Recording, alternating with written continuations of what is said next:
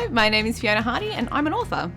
So my most recent book is How to Write the Soundtrack to Your Life, which is a book, it's the second in my series. The first one was How to Make a Movie in 12 Days, which is, look, it's a series, but I want them to be able to be read separately as well. They're set in the same school. They're about different kids.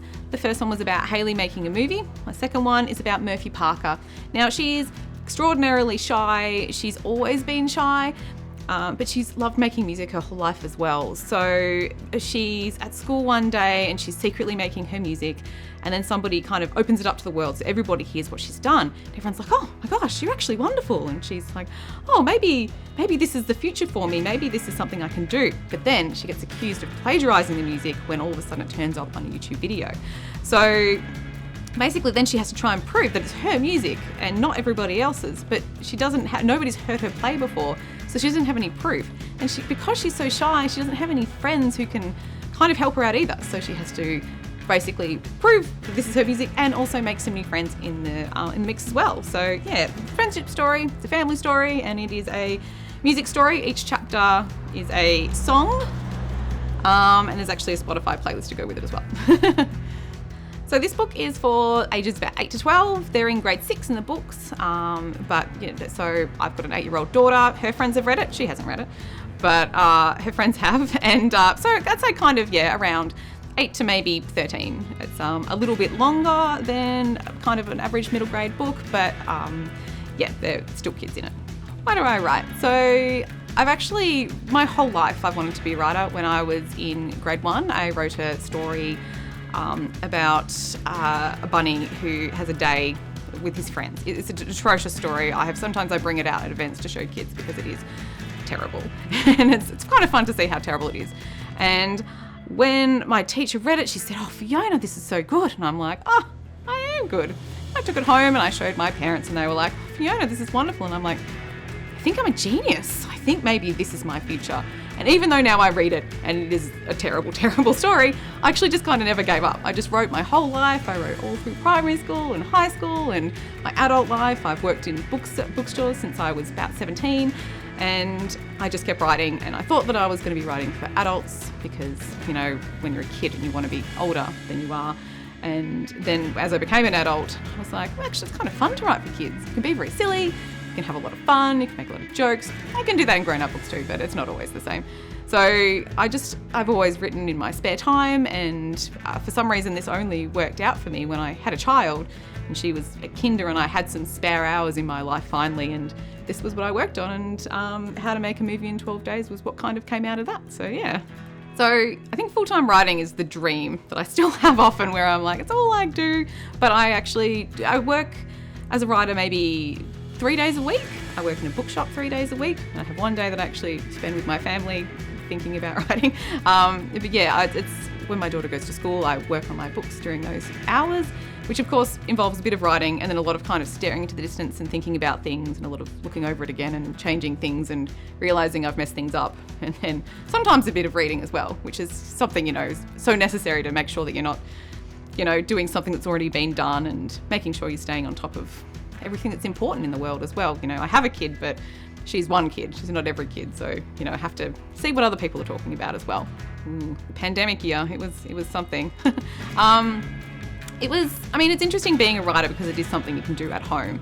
But I actually go out a lot to write. I tend to try and break up my days. I go out and have a coffee. I always try and find myself very flexible cafes that let me just sit there for maybe 2 to 3 hours, having only just ordered my $4 coffee and just sitting there in a corner quietly. If you're friendly enough with them, sometimes they'll let you just stay there. So that kind of used to help me, feeling like I had an office, and then all of a sudden I was stuck. We lived in an apartment. I was sitting there. My partner is a teacher. He was teaching kids off at his desk, and then my daughter was also learning from home at her desk. And so we had to try and work out a lot of the time a system where I would help her in the morning, and then in the afternoon I would just be like, here is an iPad and a switch and the television remote, and I will see you in a few hours, and just do what I could. She was actually much more creative than I kind of gave her credit for, and did other things too, but trying to fit, because I had a deadline for this book in the middle of all that, and I also had to start writing my third book, which is coming out in February. So there was a lot of trying to work around things like that, and the apartment was quite small, so we're feeling quite limited. But I mean, we were also really lucky. I continued working.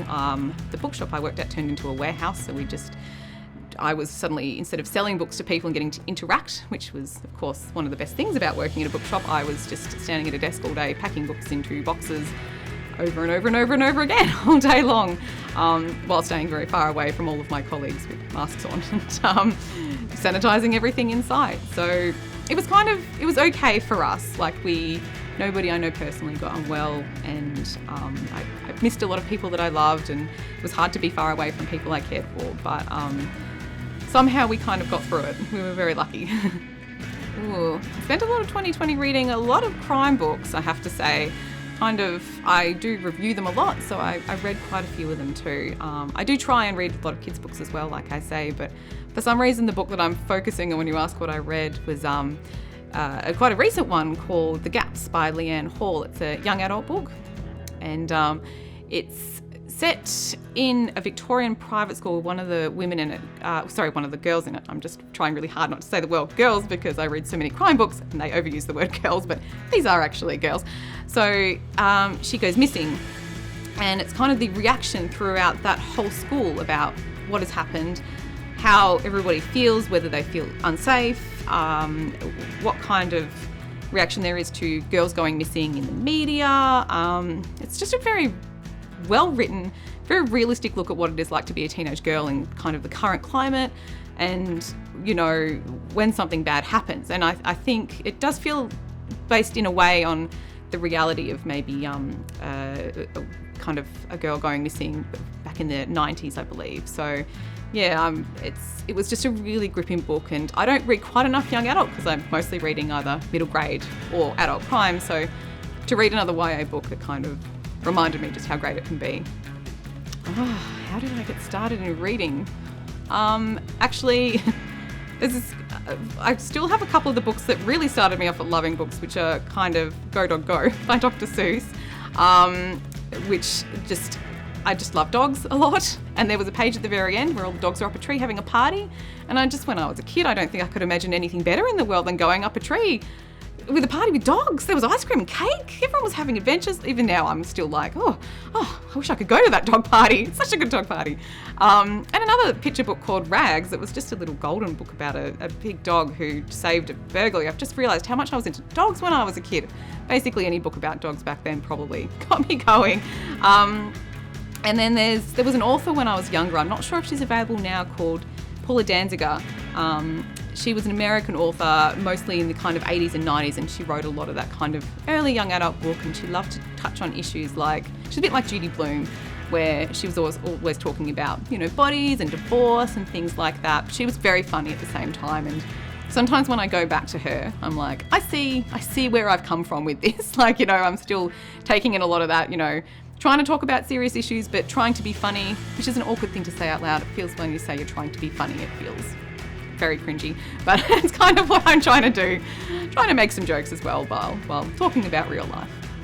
So the next book on my horizon is currently called How to Tackle Your Dreams, and it will be the third book in the series. So the third one will be about a boy that appears a little bit in this one and a little bit in the first one. His name is Homer, and he's always wanted to, well, everybody knows him as the sports guy. He's always been a very physical kid. He's always been great at football. And then his mother's just joined AFLW and started playing sort of on, whoa, your family is such a huge AFL family, sorry. But actually he's got other hopes and dreams, and he's always been really interested in tailoring clothes, but nobody really wants to hear that about him because they're like, well, we know what you're like, but so he has to try and prove to everybody what his actual dreams are. So I'm in the process of that. So I'm not sure if I can actually make him work that out yet, but I'm sure it'll be fine. So that's coming out next year. All going well. I'm also hoping to make a trip to Christmas Island in the next couple of weeks, which is interesting, being that there's still a hard border with Western Australia. But fingers crossed. I would like to make another book, hopefully about Christmas Island. Haven't signed a contract, but it's a hopeful future thing as well. And because I read so much crime, I still hope there's a crime book as well. I've got a lot of ideas. I just need a lot of more time, basically. Affirm Press. Affirm Press is the ones who publish me, and Meg Whelan is my editor, and she's been a delight. So yes, love them. Love some of their new books are out as well. The grandest bookshop in the world is one that I have just picked up. It's beautiful hardback. I've got a copy of that at the moment that I can't wait to read. Thank you so much. It's been a delight. It's such a beautiful shop. I'm always happy to have an excuse to come in.